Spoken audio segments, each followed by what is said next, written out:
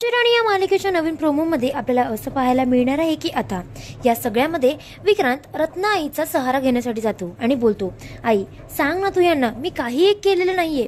त्यावर या सगळ्यामध्ये रत्नासमोर सत्य आल्यामुळे ती एकदम हादरून जाते आणि ती आता रागाच्या भरात विक्रांतला चांगलंच हाणते. तितक्यात आता सगळ्यांनाच वाईट वाटत असतं. अगदी मालतीला सुद्धा धक्का बसलेला असतो, कारण तो असा जीव घेणं हल्ला घेईल असं तिलाही वाटलेलं नसतं. इकडे उर्मिला चांगलीच घाबरलेली असते. तिच्या डोळ्यात अश्रू असतात आणि तिच्याकडे दुसरा काही पर्याय सुद्धा नसतो.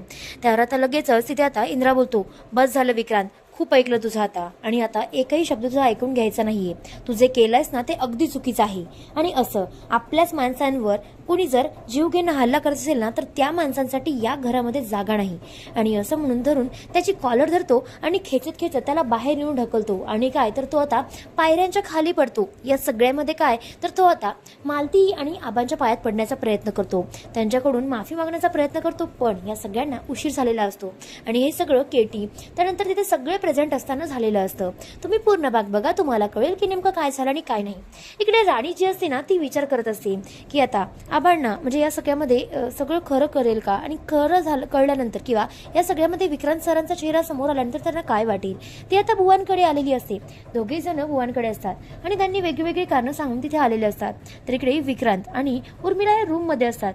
आता विक्रांतला लगेच उर्मिला बोलते, विक्रांत तू जे काही केलंयस ते सगळं कुणाला कळलं तर नाहीये ना, मला खूप भीती वाटते. तुम्ही पाहिलेच नाही का ते काल आपल्याला कसे प्रश्न विचारत होते, त्या दोघांची नजर आपल्याला कशी खिळत होती, मला तर खूप भीती वाटते. त्यावर लगेचच विक्रांत चिडत बोलतो, हे बघ मी आता सांगतोय, तू या सगळ्यांचा विचार करू नकोस, कारण तुला जे वाटते ना अगदी ते योग्य नाहीये आणि तू निगेटिव्ह विचार करतेस म्हणून का. त्यावरती लगेच बोलते, अरे तसं नाही विक्रांत, पण मला एक सांग, या सगळ्यामध्ये जर आपण असं राहिलो तर काय प्रॉब्लेम आणि किती प्रॉब्लेम होऊन बसेल, आपलं सत्य कोणासमोर आलं तर काय होऊन जाईल. त्यावर लगेचच तिच्या वागण्याकडे बघत लगेच विक्रांतीला पुन्हा रागवत बोलतो, जरा शांत हो. त्यावर या सगळ्यामध्ये तिला बाहेर हकलतो. ती सुद्धा खाली जाते. इकडे बुवांजवळ राणी एकटी असते, कारण वॉर्ड बॉय सोबत इंद्रा बोलत असतो. ती लगेचच बुवांना बोलते, बुवा बघितलंच ना तुम्ही, सगळं काही व्यवस्थित होणार आहे आणि आता तुमची सुद्धा तब्येत लवकर लवकर रिकवर होतीये. तितक्यातच तिथे आता या सगळ्यामध्ये ती बुवांच्या अंगावरचं थोडंसं पांघरून देण्याचा प्रयत्न करते. तितक्यातच तिला ही वॉच दिसते. त्यावर ती विचार करते, ही वॉच कुणाची आहे आणि इथे काय करते. ती बिचारी विचारतच असते. तितक्यात ती बोलते, अच्छा म्हणजे काल ज्या व्यक्तीने ॲम्ब्युलन्स मधून ढकलले त्या तर व्यक्तीची नाहीये ना वॉच. आणि ती त्या वॉचकडे बघत असते. तितक्यातच इंद्र तिथे येतो आणि बोलतो, राणी चल आपल्याला जायचंय, बुवांना आता बरं वाटतंय आणि मी बाकी सगळी इन्फॉर्मेशन पण काढून ठेवली आहे. त्यावर ती लगेच बोलते, सर ऐका ना, ही वॉच तुम्हाला ओळखीची वाटते का, बघा तर जर. आता असं म्हटल्यानंतर लगेचच इंद्रा बोलतो, बघू तर तो बघतो तर काय. त्यावर लगेचच राणी बोलते, कुणाची आहे सर, तुम्ही सांगू शकता का. तो बोलतो की ही तर वॉच विक्रांतची आहे, पण ही इथे काय करतीये. तितक्यात ती बोलते, सर ही वॉच मला बुवांजवळ सापडली. आणि तितक्यातच तिथे आता लगेच इंद्रा बोलतो, अच्छा म्हणजे काल ज्या माणसाने ॲम्ब्युलन्स मधून सोडलं म्हणजे हा माणूस विक्रांतने सगळं घडून आणलंय. त्यावर या सगळ्यामध्ये लगेचच राणी बोलते, पण सर आपल्याकडे दुसरे काहीच पुरावे नाहीयेत. त्यावर तो बोलतो, पुरावे आहेत, तू काळजी करू नको. आता या सगळ्यामध्ये विक्रांतचा चेहरा सगळ्यांसमोर आणणारा मला कोणीच रोखू शकत नाही. आणि या सगळ्यामध्ये आता तो डायरेक्ट थेट घरी जात असतो. आणि आता घरी गेल्यानंतर विक्रांतला बोलतो, विक्रांत कुठं चाललायस. खरं तर विक्रांत ऑफिसला जायची तयारी करत असतो, म्हणजे निघालेला सुद्धा असतो. तितक्यात राणी सुद्धा धावत येते. त्यावर लगेचच तो बोलतो, यारे या सगळ्या मला खूप महत्वाचं बोलायचंय. आणि असं म्हणून तो आता या सगळ्यामध्ये तिथे सगळ्यांना आवाज येत असतो. त्यावर इंद्राला लगेच विक्रांत बोलतो, मला एक सांग, तुला महत्वाचं काम नसेल तर मी जाऊ का.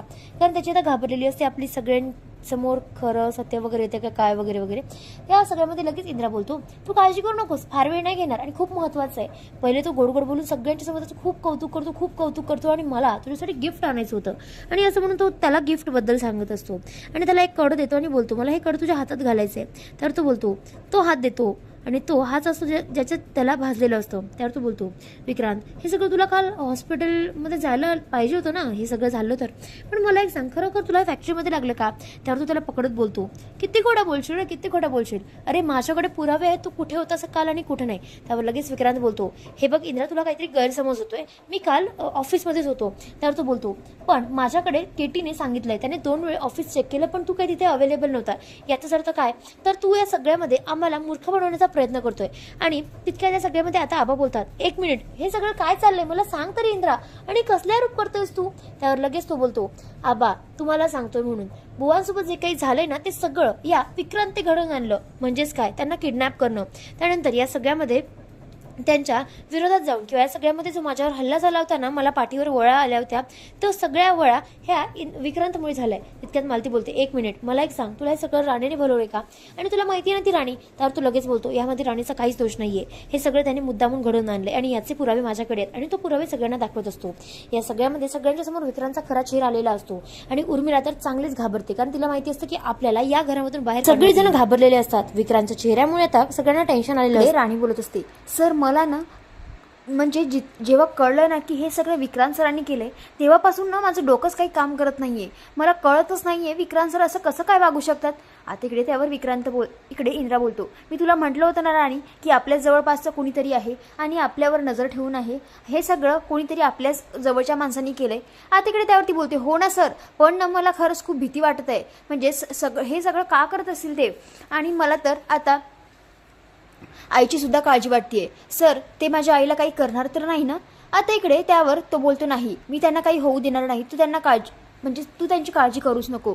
आता इकडे त्यावरती बोलते, पण आई तर खूपच म्हणत होती की बुवांना भेटायचं म्हणून, पण मी तिला नकार दिलाय. आता इकडे त्यावर इंद्रा बोलतो की हो, तू न त्यांना सध्याच पेशन्स ठेवायला लाव आणि मी त्यांना काहीच होऊ देणार नाही, तू काळजी करू नको. आता इकडे त्यावरती बोलते, पण सर माहितीये का, आपल्यावर नजर ठेवायला ना तेच आहे, कारण जेव्हा मी घरी येत होते ना तेव्हा कोणीतरी एक गुंड माझा पाठला करत होतात. आता असं म्हटल्याबरोबर इकडे त्याला तर फारच राग येतो. आता इकडे यांचं असं तर बोलणं चालू असतं, पण आता इकडे मालती वर त्यांच्याकडे जायला निघत असते, कारण मालतीला माहिती नसतं की हे दोघं एकत्र आहे. आता इकडे त्यावर इंद्र खूप चिडचिड करत असतो आणि बोलत असतो, मला ना त्या विक्रांतचा इतका राग येतोय ना, काय माहिती तो इतकं सगळं कशासाठी करतोय, आणि असं वाटतं की आत्ताच्या आत्ता जावं त्याची आणि कॉलर धरावं. आता इकडे त्यावर राणी बोलते, नाही सर, हे बघा तुम्ही ना सर रागाच्या भरात काही तो निर्णय घेऊ नका, नाहीतर उलटं होऊन बसायचं. मला ना हा विचार आलाय की जर घरच्यांना कळलं तर घरचे काय विचार करतील. आणि आता इकडे त्यावर म्हणजे तिकडे यांचं बोलणं चालू असताना राणीला जाणवतं की कोणीतरी वर येतंय. आता हे बघून तिकडे ती बोलते की सर आता ना जरा शांत बसा, कोणीतरी येतंय असं मला वाटतंय. आता असं म्हटल्याबरोबर एकदम तो शांत होतो आणि ते दोघंही हुशार होतात. इकडे इंद्राला दिसतं की मालती आली. आता हे पाहून इकडे तो बोलतो, कशाला तू माझ्या मागे मागे करतेस आणि काय काम आहे माझ्यासोबत बोलायचं? मी तुला सांगितलं ना, तू माझ्या समोर जरी आली ना मला फ्रस्ट्रेट होतं, कशाला माझ्या मागे मागे करतेस? आता इकडे राणी एकदम तिचं बोलणं बदलताना बोलते, अहो तुम्ही कशी माणूस आहात, मी तुमचा चांगलाच विचार करत होते ना आणि चांगलंच बोलत होते ना की जेवला की नाही म्हणून. तुमच्या तोंडावर कधी पण 12च वाजलेले असतात का? तुम्ही केव्हा पण चिडलेलेच असतात का? आता इकडे यांच्या दोघांची अशी भांडणं चालू होतात. आता तितक्यातच इकडे इंद्रा बोलतो, आई बरं झालंयस तू आली, बघ तू ना आता हिला तुझ्या भाषेतच समजावून सांग, मी हिला म्हणजेच मी तर माझं काम करत होतो आणि काय तर माझ्या मागे मागे इथे मला बोलत होती. आता इकडे त्यावर मालती बोलते, काय रे काय केलं आता हिने? आता इकडे त्यावर राणी बोलते, अहो मॅडम मी सहज वर आली होती आणि हे दिसले म्हणून मी जेवले की नाही साधा सहजच विचारलं तर हे काय तर माझ्यावर चिडायला लागले. आता इकडे त्यावर मालती बोलते, ए तुझी लायकी आहे का गं? आणि आता इकडे नाही ती घालून पाडून बोलत असते. आता इकडे त्यावर राणी बोलते, अहो मॅडम तुम्ही का असं मला सतत घालून पाडून बोलत असतात, आणि मी सुद्धा माणूस आहे ना, मला सुद्धा त्रास होतो आणि असं का करताय? आणि मी त्यांचं फायद्याचंच विचारलं ना, मी त्यांच्याशी भांडायला कुठे आली?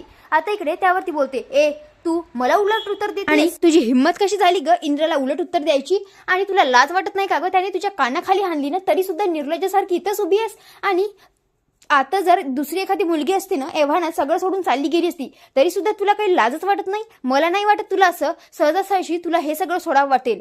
किती निर्लज्ज आहेस ग तू. आता इकडे त्यावर उत्तर देत असते राणी. आता हे पाहून इकडे मालती जी असते ती आता इकडे सरळ तिचा हात पिरघळते आणि आता इकडे तिला खूप त्रास होत असतो. आता इकडे त्यावरती बोलते, अहो मॅडम प्लीज सोडा की मला खूप त्रास होतोय.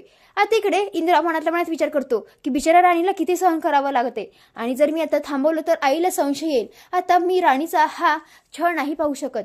आता इकडे राणी खूप रडत असते आणि विनवण्या करत असते मालतीला की प्लीज मॅडम हात सोडा. पण आता इकडे मालती बोलत असते, आता तुझा हात तुटला काय, तू मेली काय, मला काही फरक पडत नाही आणि लवकरात लवकर आमच्या घरातून निघून जा, अशी ती तिला धमकी देत असते.